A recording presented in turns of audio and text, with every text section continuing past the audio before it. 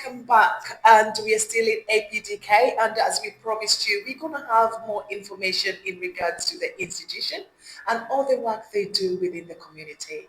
So next up, we're going to have this lovely gentleman, and if you kindly introduce yourself and tell us more. Yeah. My name is Benson Nagesa. I'm currently the acting head of programs. And happy to meet you. Nice to meet you. Yeah. I'll talk briefly about APDK programs. I know you've been given an overall overview about our services. And in doing this, APDK is a leading organization in the country. And I know with the rich experience we've been able to really influence the space when it comes to issues around empowerment of persons with disability in the country. And in doing this, we have 4 major objectives to achieve. And one which is very important is creating awareness on disability. This being an African country, there are a lot of myth and misconception around disabilities. So APDK, we are taking this as our own main responsibility to ensure we are creating awareness to everyone in the country so that we are able to really understand and appreciate what disability is all about and give the necessary support and now countering all the misconceptions around it. We also very key as our second objective in offering quality rehabilitation services, both through medical approach and social approaches. And in this, we're able to identify children, adults with different forms of disability. We design rehabilitation programs, which are able to really run with them across. And I can assure you through this, we've been able to really prevent as much as possible the disabilities from different conditions like clubfoot. And of course, for those that are beyond the management phase, we are able to ensure we are supporting and managing in terms of providing the necessary or appropriate assistive technologies.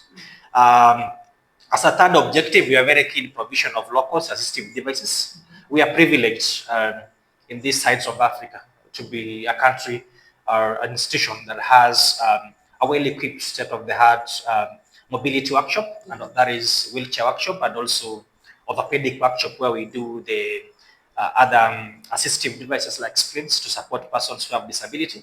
And through this, we have a team of well-trained, strong technical teams from the rehab departments, the physiotherapists, occupational therapists, orthopedic technologists, among other cadres who work around to make sure we are really prescribing the needed devices and also providing it within time and appropriately.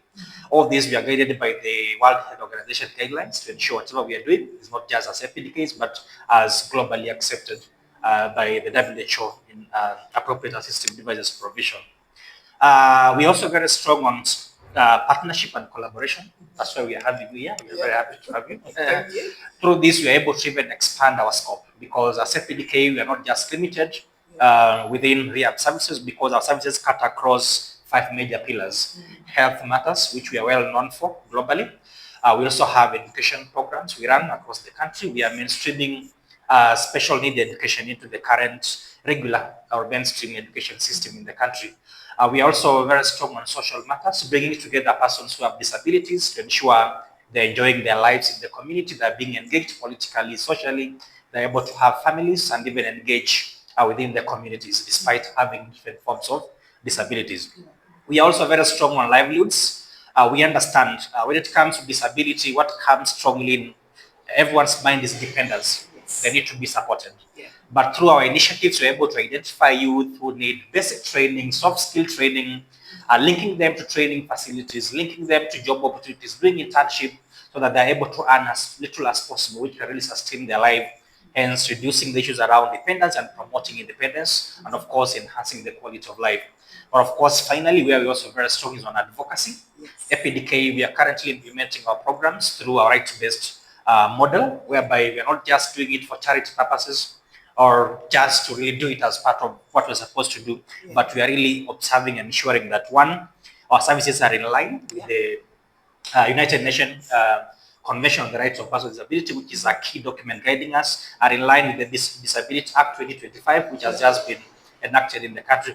And all this really guides us and we're able to understand our service provision is well guided and we are giving back to persons who have disability as a right and ensuring that within our service provision, they're able to enjoy their life and not just use as objects of benefiting or beneficiaries of these programs. Specifically, we run different programs across the country, and our programs runs both from facility-based, which you should be able to see around as you move, and we also have community-based programs. So when it comes to facility-based, I know Mr. Anthony has talked about it. We have the clinics, the OTs, the physios, the workshops I've talked about. When it comes to community-based, we have the community-based programs. We have the mobile outreach clinics, which we really use to reach to many other counties. Like our prevalence currently, we are almost in 38 counties out of 47, and we're even thinking further because our target is to ensure we are able to support all the 47 counties through our network structure that is already existing. And in doing this, we are able to provide the services across the 5 pillars I've just mentioned to ensure we're able to reach and support this. Apart from that, we also have standalone programs we are running, audit rehabilitation. We have programs on advocacy. We've had programs on inclusive election. Yes. And I can assure you the previous elections in Kenya, it was the only elections in Kenya where persons with disability were involved fully. Excellent. From voting, participating as participants, and also even overseeing through the leadership. And our advocacy programs have run across promoting inclusive employment, ensuring we have inclusive services, that is health services, education services, and all many other services. We've done many other programs, including ensuring now currently we are working with different institutions who are working across the country, including big institutions like GIZ, so that we are able to work with them to ensure the programs they're running countrywide are becoming mainstreamed and inclusive, so that whichever part of the country they're working in, they are really very sensitive and ensuring they work with persons who have disability across the country. So this is just a summarized version of our programs at the community and facility level, and we are still engaging further. We have had programs on digital inclusion. COVID exposed us to use of technology, whereby most of the activities were to be done virtually. And you look at in terms of access to, in terms of ICT skills by the general population, those who have disability have been left behind so much. So we designed a program that has been able to really bring them on board to ensure that everyone who has a disability in the country has a basic skill of even operating a smartphone. And with the smartphone, you're able to access most of the services. Some disabilities are so severe, they really limit one from moving.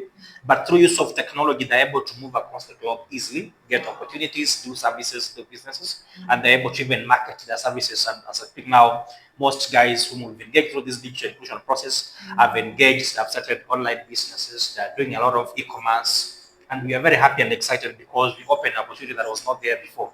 And we even think further. Currently, we're into climate issues. When it floods, for instance, in Nairobi, as we run, those who have no disability, someone with a wheelchair will be suffering. They cannot run away from the floods. And we've just had some very serious experience in the country whereby people affected by floods, like from areas like Madare, as APDK, we designed programs to ensure we are coming in to really support them, mitigate, and really think further in terms of how to even go ahead and start coming up with the mitigation processes. We are now currently going deeper into the climate change programming and very purposefully ensuring we want to ensure all these designs around climate change have the inclusion part of it. And through all this, we are speaking the language of inclusion in our daily engagements. So this is just a nutshell of what we are doing in the programs. Wow, guys, this is the reason why I do what I do, because place like this APDK, they are literally changing lives, one child, one adult at a time. And as we as community, this is what we should be doing, working with people like them. I'm learning so much already, and this is just, as you said, it's literally the beginning of it all. I cannot wait to find out more of what they do. So if we all can all come together and we learn from institutions like this, every one of us, wherever we can hold hands and keep doing something little that can make a difference in somebody's life. We are back again with more. As you can tell, we have a lot to tell you. Catch up again. See you later. Bye. Thank you.